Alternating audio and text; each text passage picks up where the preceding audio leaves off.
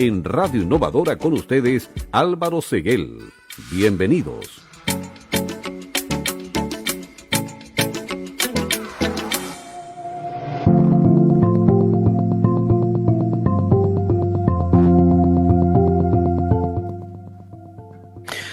Hola, ¿qué tal amigos? ¿Cómo están? Muy bienvenidos. Sábado 17 de abril ya del 2021. Mi nombre es Álvaro Seguel y les doy la más cordial bienvenida a un nuevo programa, el programa agrícola de la provincia de Linares, a través de la señal 104.1 Radio Innovadora de Linares, por supuesto, y a través de Facebook también, Facebook Live. Estamos saliendo para todo el mundo. Nos puede seguir ahí a través de la página de Radio Innovadora 104.1 y por supuesto la página oficial de El Agro en Línea. Ya que va a andar por ahí, le pido por favor que se pueda suscribir a nuestro canal de YouTube El Agro en Línea, en donde va a poder revisar este programa también y revivir algunos otros que hemos tenido a lo largo de la temporada. Hoy con una invitada muy especial, está con nosotros doña Claudia Galleguillos. Ella es líder de estrategias hídricas de Fundación Chile, con la cual vamos a estar conversando sobre este interesante tema que es el recurso hídrico, ¿no? Hola Claudia, ¿cómo estás? Gusto saludarte. Hola Álvaro, qué gusto estar acá contigo nuevamente. Sí, bueno, antes de la pandemia, ¿no, Claudia? Cuando ustedes empezaron a trabajar en escenarios hídricos 2030, bueno, tuvimos un par de reuniones ahí, tú recorriste gran parte de la zona centro del país trabajando en ese proyecto y tuvimos la oportunidad de conocernos y bueno, de compartir algunas ideas.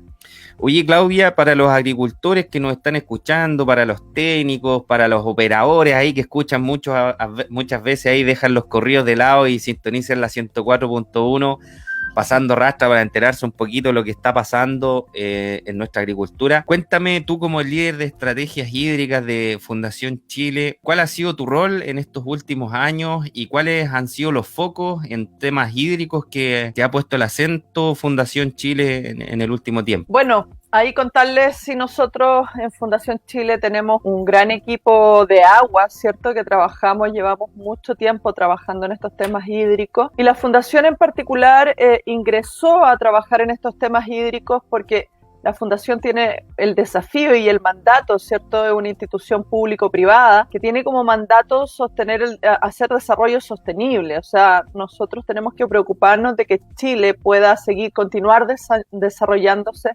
en forma sostenible, sustentable, por supuesto.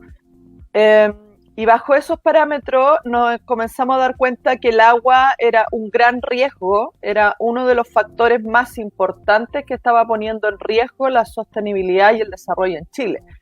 Por lo tanto, por eso se conforma este gran equipo de agua que tenemos.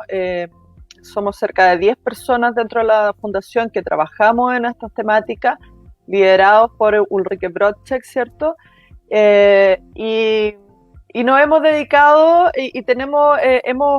lo primero que hicimos en realidad fue hacer un análisis de un punto de vista diferente del agua, porque siempre el agua en Chile se estaba mirando desde el punto de vista de los derechos de agua, ¿cierto? Que si bien es una temática muy relevante, es uno de muchos otros factores que influyen en la gestión hídrica, no es el único. Entonces, nosotros ahí dijimos, bueno, analicemos fuera del derecho de agua y analicemos cómo funciona el agua en el sistema, cómo es el ciclo hídrico en nuestro país. Y es así como nace la radiografía del agua, donde abordamos diferentes componentes del ciclo hídrico, y con eso nos dimos cuenta de que que el problema era más grave de lo que nosotros estábamos mirando, ¿cierto? Sí, claro, con una mirada más integrada, ¿no? Que es lo que se ha puesto, ¿no?, el énfasis en los últimos tiempos de ver todos los factores que afectan, ¿no?, en la disponibilidad y todos los factores también que usan el agua. Oye, Claudia, y quiero que partamos conversando sobre eso, porque hay muchos factores que no inciden o que no están registrados como derechos de agua, por ejemplo, pero que sí consumen agua. ¿Nos podría dar algunos ejemplos en donde muchas veces uno ni siquiera puede percibir que se está consumiendo agua? Claro, por ejemplo, en la radiografía nosotros como analizamos el ciclo hídrico y parte del ciclo hídrico, ¿cierto? Está la unión del agua superficial con el agua subterránea, pero también todo lo que tiene que ver con la evaporación del agua, las salidas de agua de un sistema a través de otras cosas. Por ejemplo, todo lo que se denomina consumo de agua es lo que de repente uno no ve, ¿cierto? El agua que se va en el producto. Nosotros cuando exportamos agricultura estamos exportando agua, ¿cierto? Detrás de eso hay mucha agua que se exporta. También tenemos todo lo que es el sistema de evaporación. Eso no tiene derecho de agua, ¿cierto? La evaporación no tiene derecho de agua, sin embargo es un fenómeno físico que está dentro del ciclo hídrico y es bastante importante. Acá, por ejemplo, tenemos los casos de las hidroeléctricas que tienen pondaje o incluso de los grandes embalses o todo el sistema de acumulación de agua que tiene un espejo de agua que es superficial y tiene contacto con la radiación solar. Todo eso obviamente va a tener una evaporación física. Nosotros en la radiografía medimos la evaporación del agua de los embalses, todo lo que es embalse hidroeléctrico, de riego, de agua potable, y la evaporación era bastante importante. Llega al 4% del consumo nacional, siendo que en agua potable tenemos un 6% del consumo nacional. Entonces hay una dimensión importante que no podemos dejar de lado, ¿cierto? Oye, entonces mira, para ir aclarando un poquito los temas, mira qué interesante lo que nos estás contando. O sea, lo que todos los embalses se evapora el agua, en todo el agua que se evapora en todos estos embalses, llega al 4%. Y el consumo humano, digamos, sanitario, es del 6%. O sea, casi 2/3 de todo el consumo humano es la evaporación. Disculpa que tengo pegado en la evapotranspiración. Sí, como deformidad profesional, me cuesta decir evaporación. Oye, es un tremendo número el tema de la evaporación. Y me imagino también que, aparte, en embalses que están más arriba, ¿no? En donde la presión atmosférica es menor, corre más viento, la evaporación es mayor. Es mucho mayor, y por eso que ese 4%, que estos datos fueron revisados por Arjen Hoekstra, ¿cierto? Que nos dejó hace poco, ¿cierto? Pero efectivamente en el informe que él emite dice que probablemente la evaporación puede ser mayor porque las estaciones de monitoreo están más abajo de los embalses que están más altos, ¿cierto? Entonces efectivamente los embalses que están a mayor altura podrían tener una evaporación mayor. Oye, ya cuéntanos, entonces Fundación Chile parte con la radiografía del agua, entonces ahí parte viendo, ¿no? Y algo tan importante que es ver, oye, ¿qué es lo que tenemos, ¿no? ¿Qué es lo que tenemos? ¿En qué estamos gastando? Y se empiezan a dar cuenta de estas cosas, que era como la radiografía, ¿no? propia, sacar la foto de la actualidad. Y después con escenarios hídricos 2030 empiezan ya a ver un poco más hacia el futuro lo que va a pasar, ¿no? Claro, o sea, la radiografía era parte de escenarios, ¿cierto? Pero era la forma de mirar el agua de una forma que no la habíamos visto antes, que es la parte lógica de cómo se gestiona el agua, ¿cierto? Que es el ciclo hídrico. Lamentablemente nosotros acá jurídicamente tenemos un sesgo de mirarlo solamente el agua superficial separada del agua subterránea, el suelo separado del agua. Entonces eso nos va generando ciertas formas de mirar que nos esconden otras cosas. Entonces nosotros con ese punto de partida nos dimos cuenta de varios hallazgos, como esto que te hablo de la evaporación de embalse, o por ejemplo el consumo forestal, ¿cierto? Que no se considera porque no tiene derecho de agua, sin embargo tiene un consumo importante de agua lluvia, que es agua en el sistema, que es agua que no llega a las fuentes de agua, ni a los acuíferos, ni a las fuentes superficiales, ¿cierto? Pero también nos dimos cuenta de algo sumamente relevante, que el cambio climático, que la sequía no estaba solo en el norte de Chile, o sea, la sequía en el norte de Chile ya estaba instalada y era un tema estructural que ya se sentía, ¿cierto?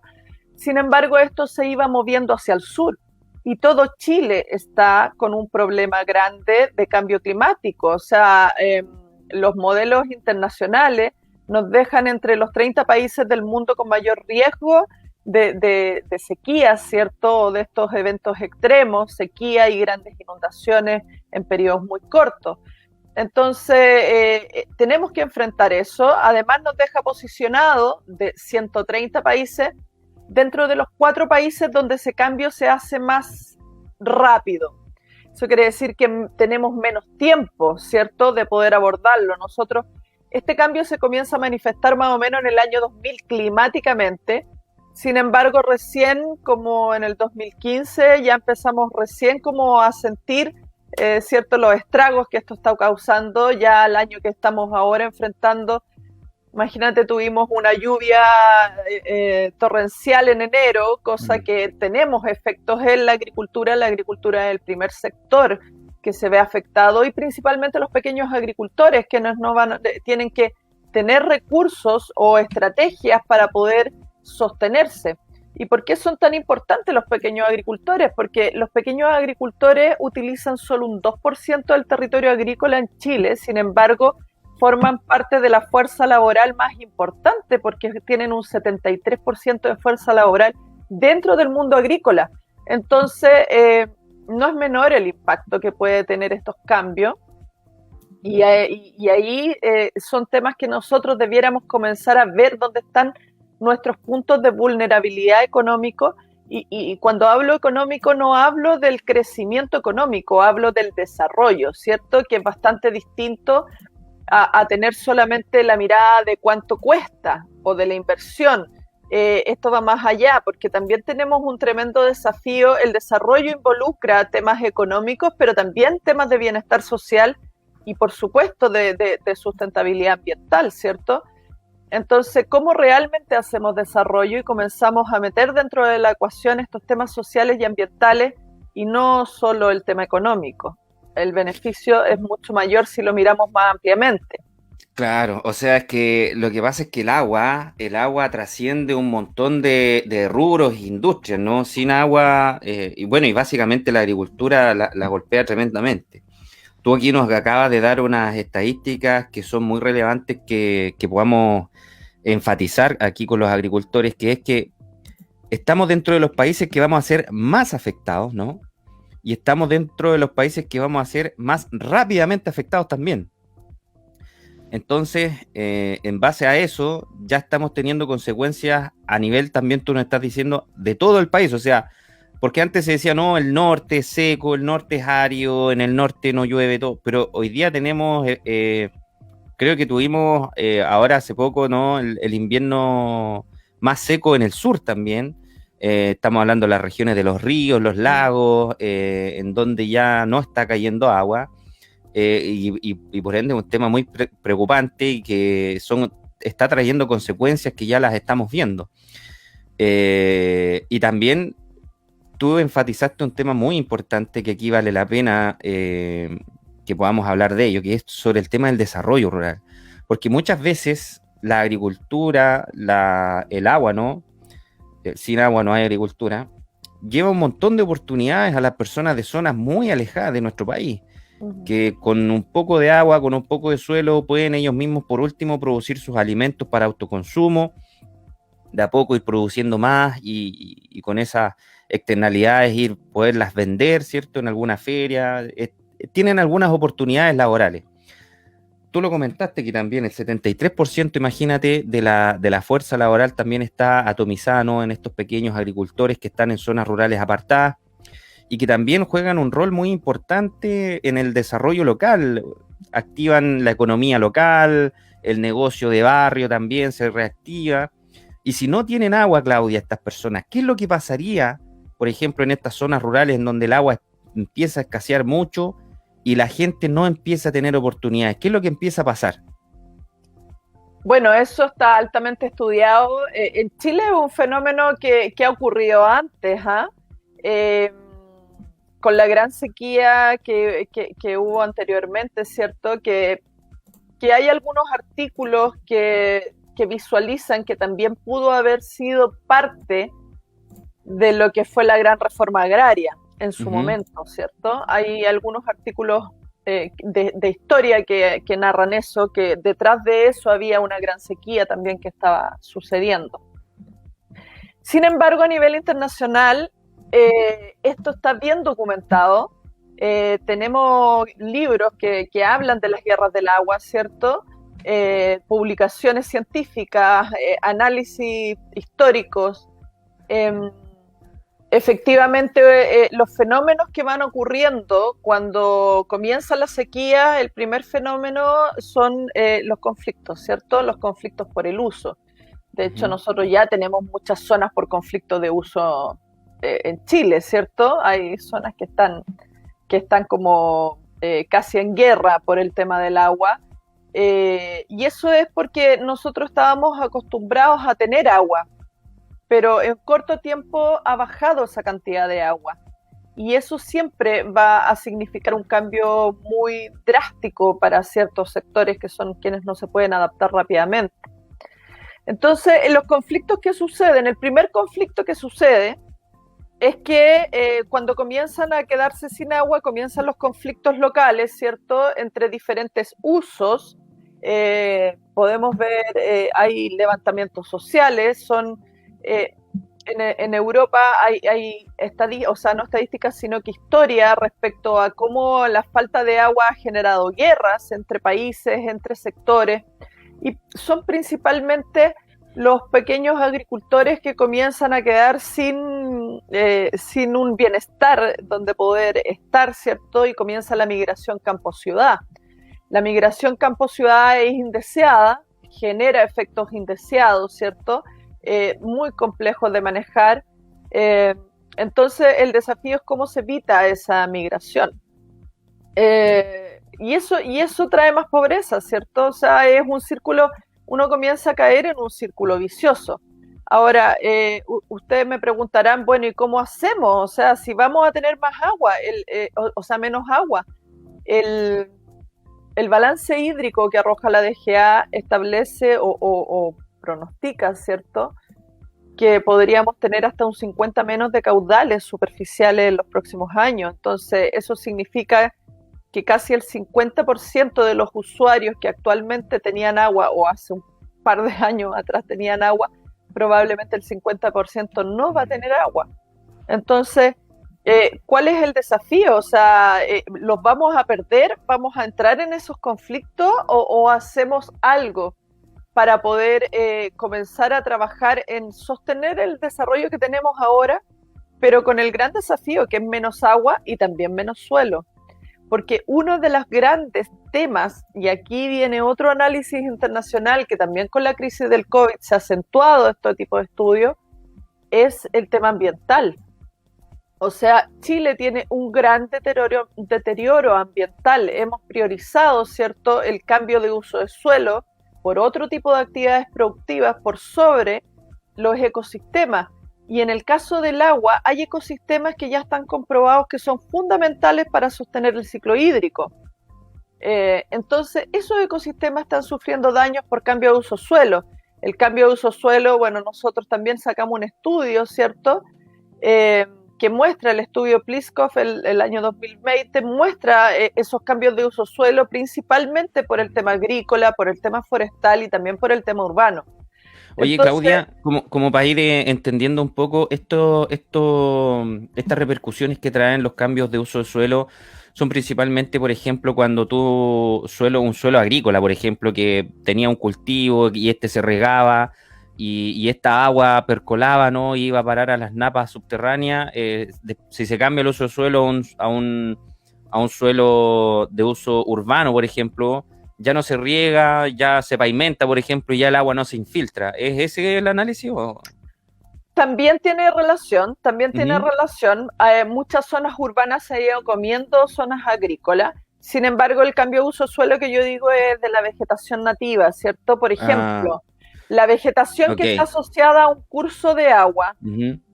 toda la vegetación que está asociada a un curso de agua, que está en los bordes, ¿cierto?, de ese curso de agua, es muy, muy relevante para sostener el uso del suelo, para mantener más tiempo el agua en la cuenca, para retener sedimentos, para la limpieza del agua, para la infiltración del agua. Entonces, para retener la erosión.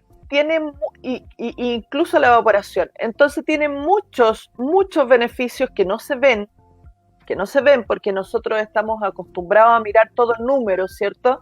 Uh-huh. Pero el cambio que tenemos que hacer es cómo empezamos a ver las funciones que tiene la naturaleza, no en números, sino que en sus beneficios propios, ¿cierto? Ese cambio, por ejemplo, en la zona donde las zonas agrícolas llegan hasta los bordes de los ríos, borran ese ecosistema, es un impacto muy, muy alto. Lo mismo cuando comienza a suceder con las ciudades. Claro, las ciudades pavimentan y dejan de infiltrar agua.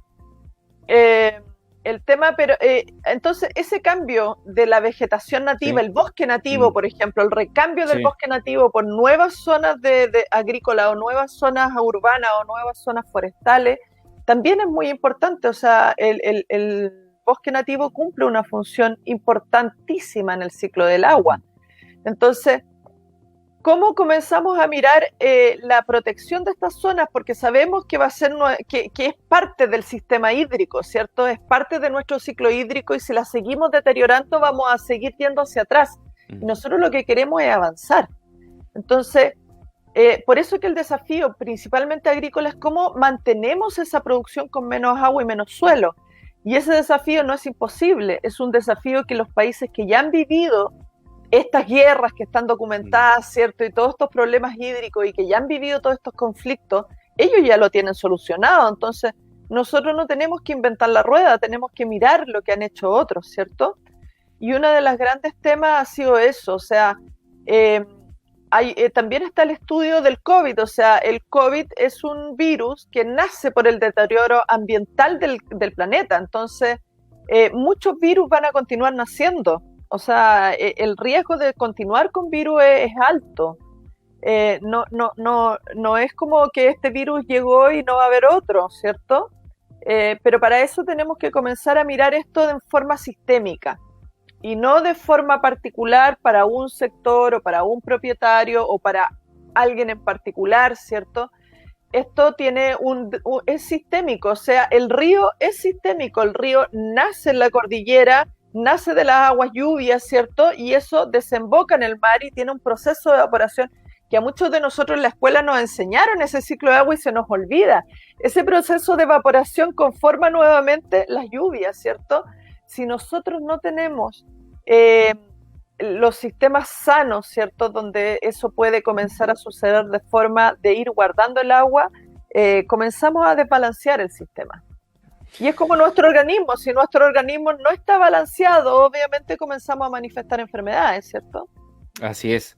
Estamos, estimado amigo, teniendo una interesante conversación aquí con Claudia Galleguillos. Ella es líder de estrategias hídricas de Fundación Chile, las cuales han hecho unos estudios muy interesantes, la radiografía del agua, escenarios hídricos 2030, y también están con el certificado azul, que ya vamos a estar hablando más adelante. Claudia, si me das un minuto, voy a comentarles aquí a los estimados agricultores exportadores que les gusta saber el precio del dólar, ¿no? Están interesados ahí en cómo va el dólar. Les comento que, estimados amigos, el dólar en Chile no logra mantenerse bajo los 700 pesos ante cambio de tendencia de los futuros del cobre. La divisa estadounidense cerró el día de ayer viernes en los 704 pesos con 25 centavos, lo que significó un avance del 3,51%. Pese a que las operaciones del dólar en Chile iniciaron el día rompiendo el piso de los 700 pesos, el tipo de cambio cerró la jornada este viernes con un avance entre la caída de los contratos futuros del cobre, y pese a que el metal cerró la semana con una nueva alza, acumulando un salto de más del 4% en los últimos días, en Chicago los futuros retroceden 1,27% hasta los $4.16 la libra, lo que finalmente impactó, por supuesto, en el precio del cobre. Entonces, estimado amigo, cerramos con 704 pesos con 25 centavos.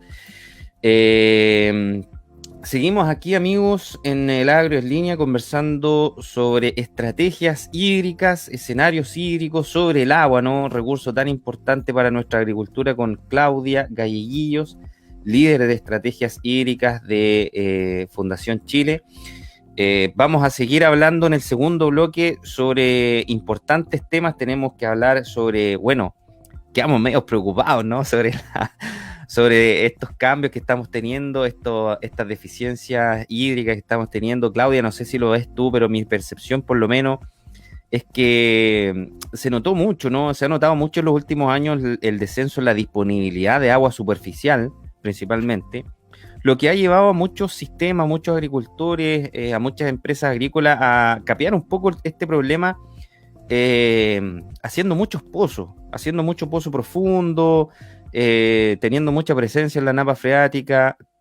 Respóndenos a la vuelta, por favor, ¿qué tan sustentable es que sigamos haciendo esta práctica de poder seguir succionando agua desde la napa freática y ver cuánto más lo podemos sostener?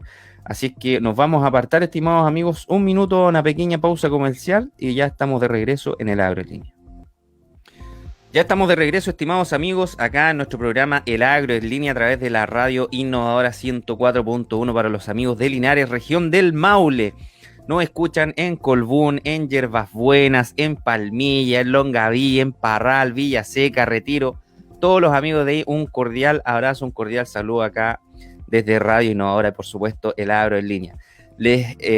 Además, amigos, les recuerdo que si quiere escuchar este capítulo nuevamente, nos puede buscar en Spotify, en podcast, en Google Podcast también, y en iTunes como El Agro en Línea, en donde va a estar este y otros capítulos también de nuestro programa ahí, para que se pueda entretener, se pueda enterar también sobre todo lo que está pasando en la industria agrícola. Claudia, te dejé planteada una idea al término del bloque anterior sobre qué tan sustentable es que todos estemos tomando agua de un mismo vaso, y si este vaso no lo podemos volver a llenar, ¿qué tan sustentable es eso? ¿Cómo lo han visto ustedes? O sea, claramente la profundización de los pozos no es un buen indicador, ¿cierto? Territorial. El profundizar el pozo, nosotros siempre decimos, es profundizar el problema. Es un gran indicador que a mí me tiene que generar o debiera generarme alguna alerta de que algo está pasando en mi entorno, ¿cierto? Efectivamente, la profundización de pozos no es una acción sustentable. Así la hemos catalogado dentro, por ejemplo, del certificado azul. El certificado azul no va a reconocer acciones que vayan en contra de la sustentabilidad del desarrollo y del propio negocio de quien esté también postulando. Por lo tanto, efectivamente es un indicador muy, muy relevante. Lo que sí, existen muchas acciones para eso. El problema es que nosotros no nos hemos preparado, pero en la Fundación esperamos comenzar a promover ese tipo de acciones que efectivamente nos dan la luz de esperanza, ¿cierto? A poder ir sosteniendo el desarrollo que actualmente tenemos. Estas acciones están vinculadas principalmente al desafío de cómo guardamos o utilizamos los acuíferos para ir guardando agua y no extrayendo esa agua. Extraerla de forma sostenible, por supuesto, donde el pozo no baje y que se pueda ir recargando a medida que tenemos aguas lluvias y utilizar esas aguas lluvias para poder potenciar de mayor forma la recarga. Hay algunos otros componentes que se pueden ir desarrollando por parte de las grandes empresas, ¿cierto? Que extraen aguas de pozo, poder hacer recarga de esas aguas, limpiarlas adecuadamente para poder volver a recargarlas. Es parte también de su negocio, ¿cierto? Porque si una empresa saca agua de un pozo y está profundizando ese pozo, tiene que hacerse esta pregunta. ¿Qué está pasando? O sea, es un indicador importante. Entonces, hay muchas acciones que podemos ir haciendo para poder avanzar hacia la sustentabilidad y no ir retrocediendo como hablábamos anteriormente, ¿cierto? Claro. Oye, mira, ese tema de los acuíferos es tan importante. Ayer participé de una reunión, la reunión de gestión integrada del agua a nivel de cuenca, ¿cierto? Organizado por creo que la Comisión Nacional de Riego. Oye, en donde mostraban sobre el hundimiento de la tierra y de las ciudades en México y en California por la sobreexplotación de los acuíferos, que es algo es impresionante cómo la sobreexplotación de estos acuíferos, ¿cierto? El agua subterránea, si yo la saco toda, puede provocar hasta el hundimiento de las ciudades. Es totalmente increíble cómo estos sistemas impactan en todo, ¿no? Y lo que comentábamos también, nosotros tuvimos la semana pasada la oportunidad de grabar en el CET Biobío, que es un centro de extensionismo tecnológico dedicado a la agricultura agroecológica que está en el secano interior de la región del Biobío, en donde nos mostraban las tremendas cárcavas, ¿no?, que se provocaban sobre la erosión al talar todo el bosque nativo que había en esa zona. Se talaba el bosque nativo, este árbol, estos bosques, al no existir, el agua fluía libremente, arrastrando todo el suelo, provocando tremendas cárcavas, limpiando todos los minerales, todos los nutrientes, toda la materia orgánica del suelo, y aparte estas raíces, ¿no?, que soportan los árboles, lo que hacen es profundizar, ¿no?, en la tierra, provocando que el agua infiltre a las napas freáticas, provocando que se afirme el suelo de cierta forma. Entonces, es todo un ciclo que está unido, y qué bueno que instituciones como Fundación Chile tengan los ojos puestos en estas cosas. Oye, hablamos de sequía. El problema lo tenemos, ya no es un problema que se nos venga, el problema ya lo tenemos. Cuéntanos, Claudia, ¿qué podemos hacer o qué tenemos que hacer las empresas, los agricultores, las instituciones para poder disminuir este problema y poder asegurar que el día de mañana podamos, primero, bueno, tener agua para tomar, ¿no? Las APR rurales, por ejemplo, que han sido un tema muy, muy interesante también en los últimos tiempos. Los negocios, ¿no?, locales también, la producción agrícola, las oportunidades que se nos abre para nuestra agricultura. ¿Cómo podemos, Claudia, empezar a hacer un uso más sustentable de nuestros recursos hídricos? Bueno, lo primero es un poco lo que conversábamos antes, ¿cierto? Hay que mirar el agua dentro de su ciclo completo y no sectorialmente. Yo creo que ahí viene un tremendo desafío de dejar de mirar el agua solo para un sector, porque siendo que hay otros sectores que también necesitan este elemento que es vital para la vida, y sobre todo un sector que no tiene nadie que lo defienda, ¿cierto?, que es el medio ambiente, y que es la base para sostenernos. Entonces, ¿cómo comenzamos a mirar todo este entorno? Es el primer desafío. Nosotros en escenario hídrico estamos promoviendo las acciones que van a mirar el territorio con todos sus usuarios, no desde un punto de vista sectorial, ¿cierto?, sino que más bien de un punto de vista territorial, que cuando uno mira el territorio comienza a ver todos sus ciclos, el ciclo completo del agua con todos sus usuarios, y eso es fundamental, el cambio de mirada para poder generar buenas estrategias y tomar buenas decisiones. Aquí Escenario Hídricos también lo que está haciendo es una hoja de ruta.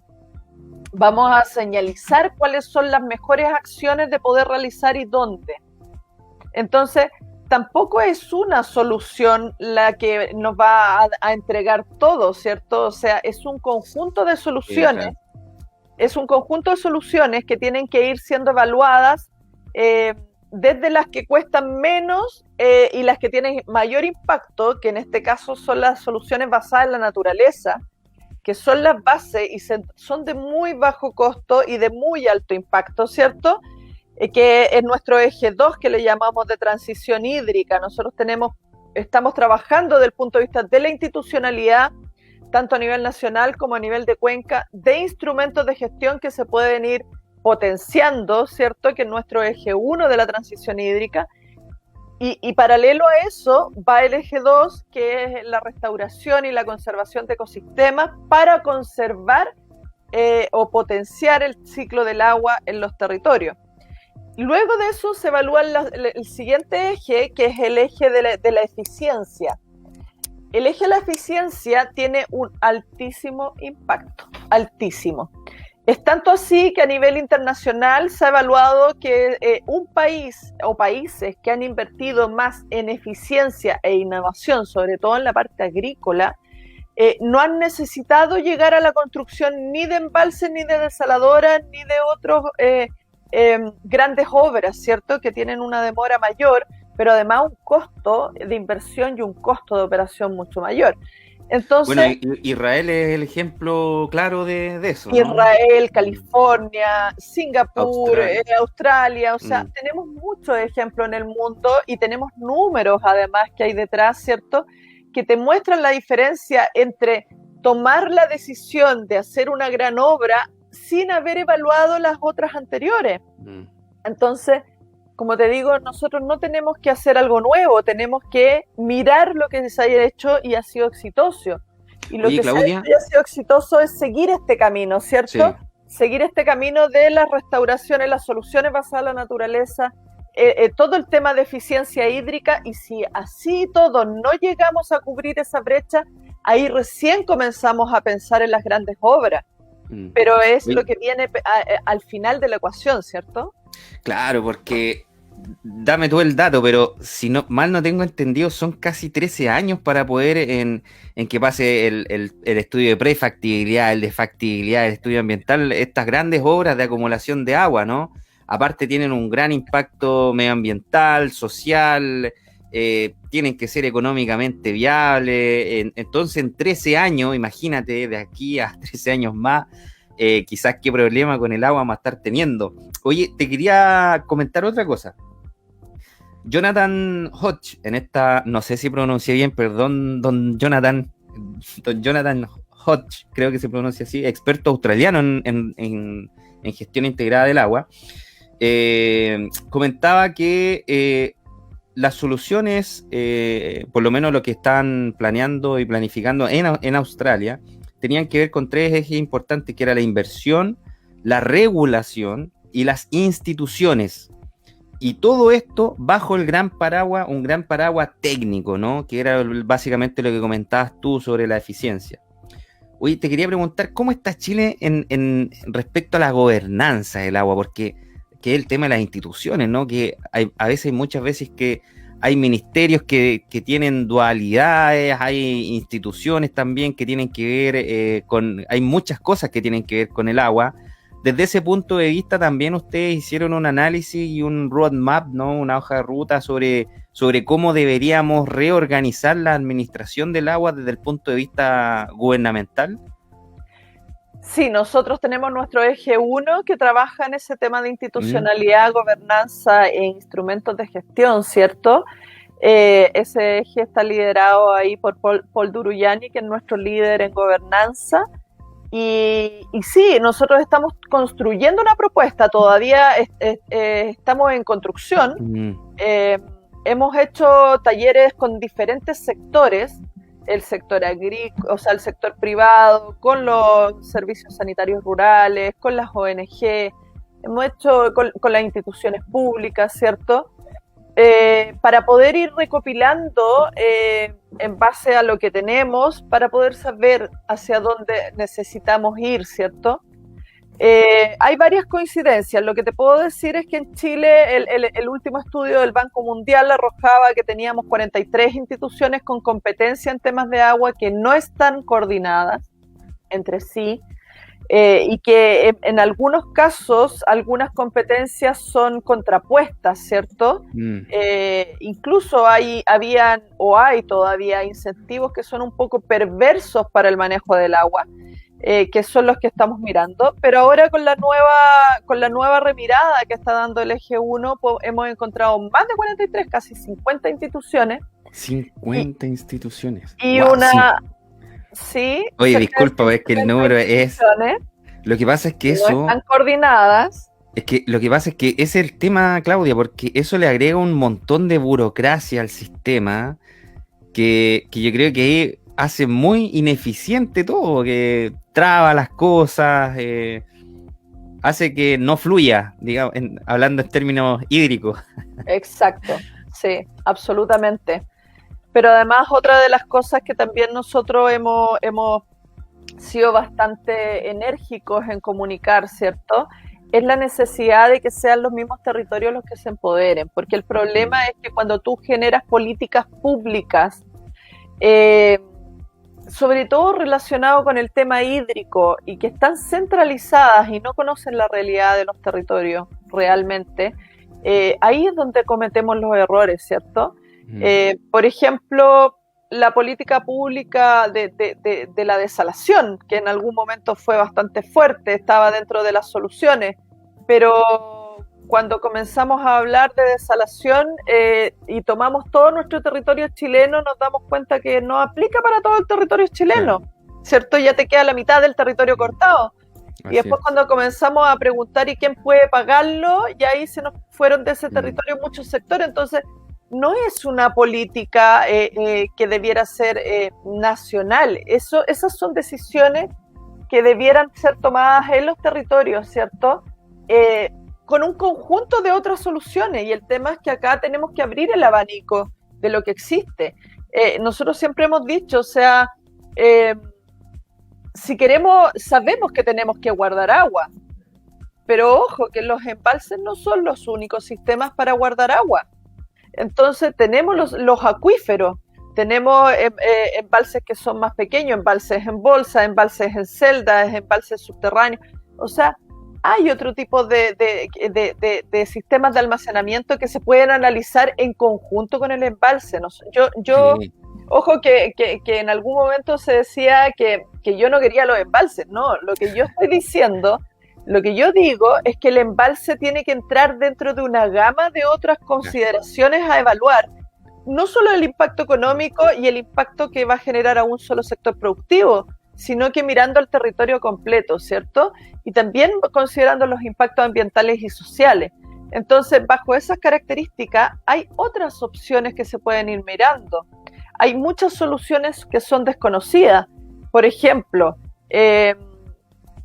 cuando nosotros presentábamos los pavimentos permeables, o sea, nadie sabía que tú podías pavimentar una carretera, por ejemplo, con un pavimento permeable y que ese pavimento no te va a afectar en la recarga al acuífero, por ejemplo.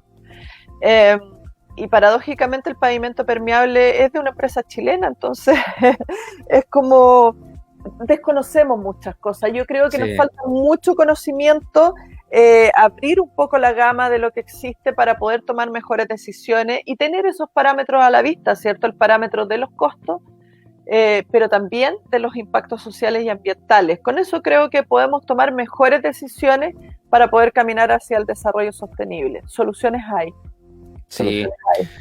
Desarrollo sostenible, ¿no? El programa, voy a mencionarlo aquí también, el Agro en Línea está muy camiseteado con los objetivos de desarrollo sostenible, los ponemos ahí, tratamos de promoverlos, y uno de los grandes ejes, ¿no? Dentro de los 17 es el agua y saneamiento, así que ahí comprometidos también con todas esas causas. Estimados amigos, voy a comentarles ahora, Claudia, si me das un minuto, sobre los precios, porque si no aquí me retan los agricultores después. Oiga, no me dijo a cuánto está el novillo.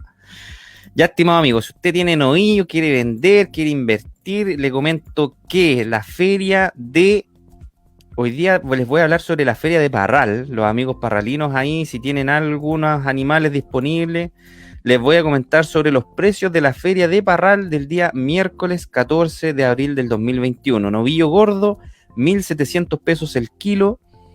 Novillo engorda, 1.573 pesos el kilo. Vaca gorda, 712 pesos el kilo. Vaca engorda, 533 pesos el kilo. Vaquilla gorda, 1.302 pesos el kilo. Vaquilla engorda, 1.199 pesos el kilo. Terneros, 1.502 pesos el kilo. Terneras, 1.248 pesos el kilo. Se vendieron 2 bueyes en 1.003 pesos el kilo promedio general. Y se vendieron 3 toritos en 1.090 pesos el kilo promedio general. ¿Qué pasó en Lo Valledor, estimados amigos? Según ODEPA, precios de hoy a las 5 de la mañana.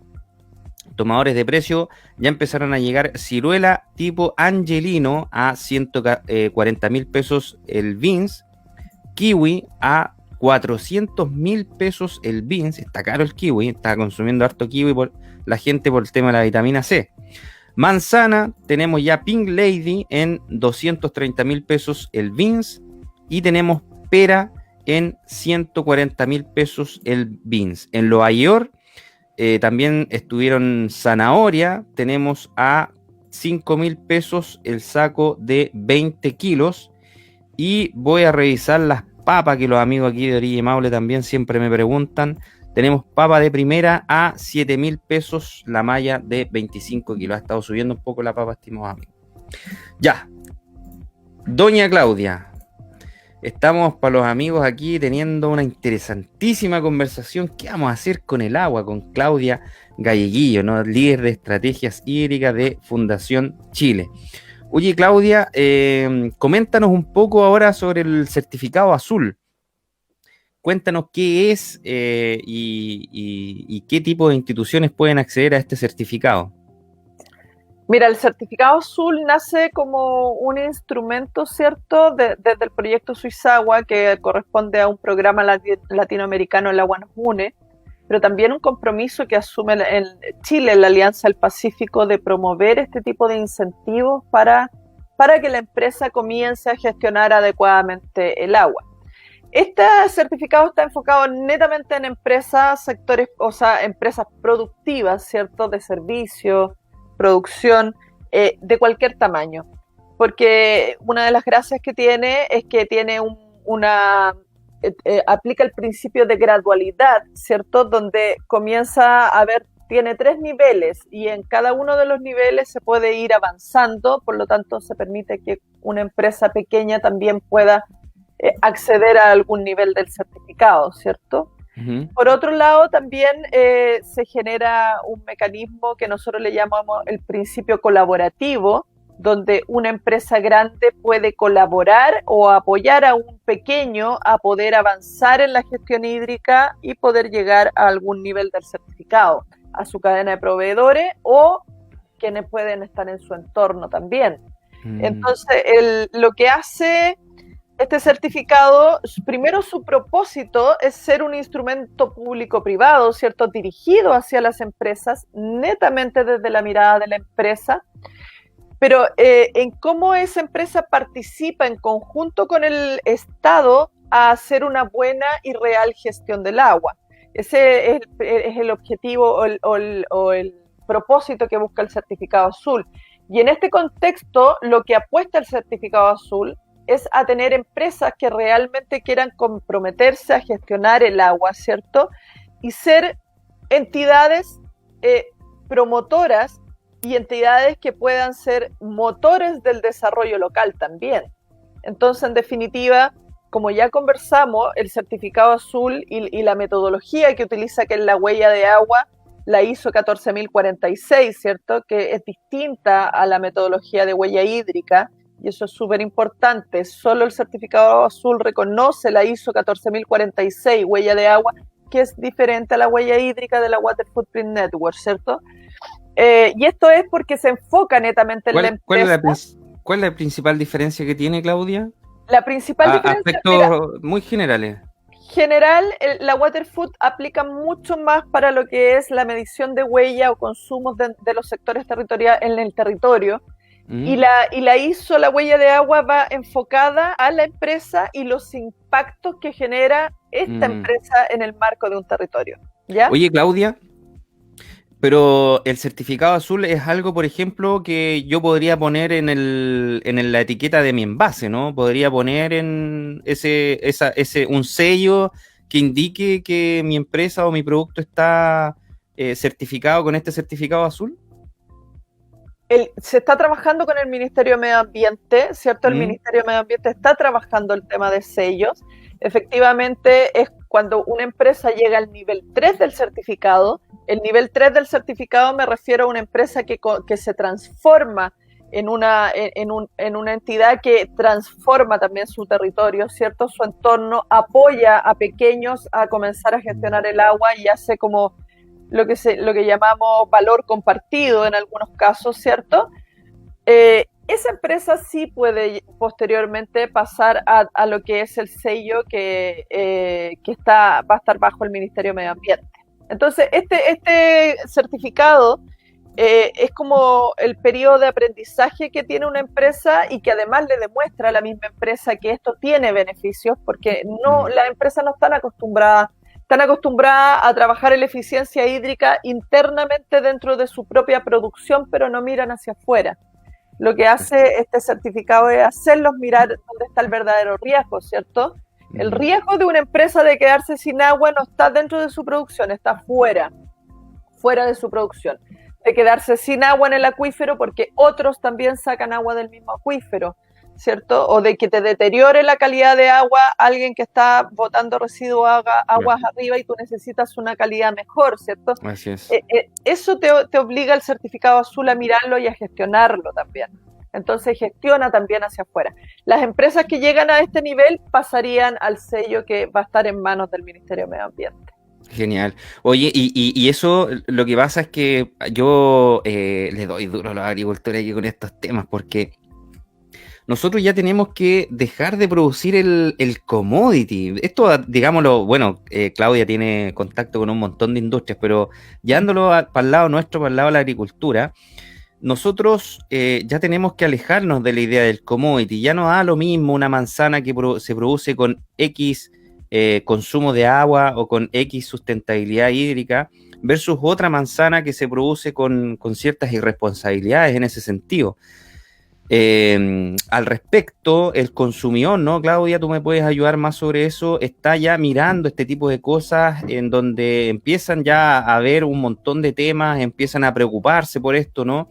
Y empiezan también a hacer consumo de productos que sí son responsables con el uso de los recursos, obviamente para asegurar que nuestras futuras generaciones también gocen de los recursos que teníamos nosotros. Así que desde ese punto de vista, a los agricultores aquí, a los empresarios agrícolas que nos están escuchando, a los ejecutivos de empresas, es una importante opción que empiecen a ver ya este tipo de alianzas con instituciones como Fundación Chile, ¿no?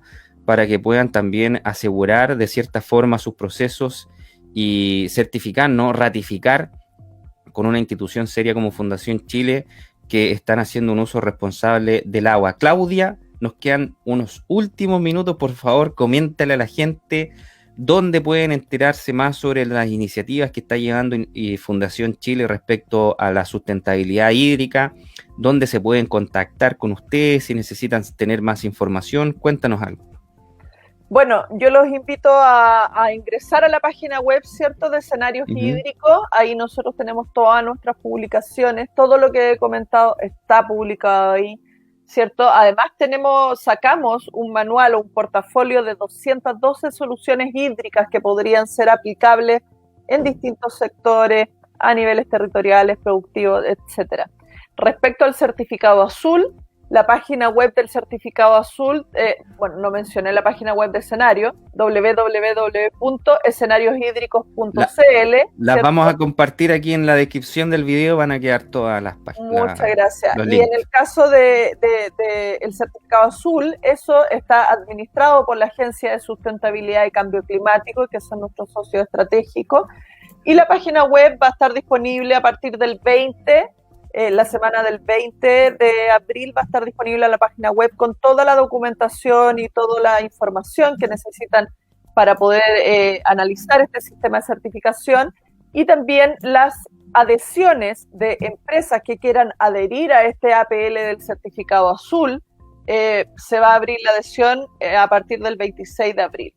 Así es que agradecer el tiempo. Genial. Gracias, Claudia. Quedamos a disposición de cualquier cosa que les podamos apoyar. Muy bien, pues, estimado amigo Claudia, queremos también, como programa, agradecerte que nos hayas aceptado la participación y los invito, estimados amigos, a que nos encontremos el próximo fin de semana, como siempre, a las 13 horas, en una nueva entrega del Agro en Línea. Un abrazo grande para todos. Buen fin de semana. Chao, Claudia.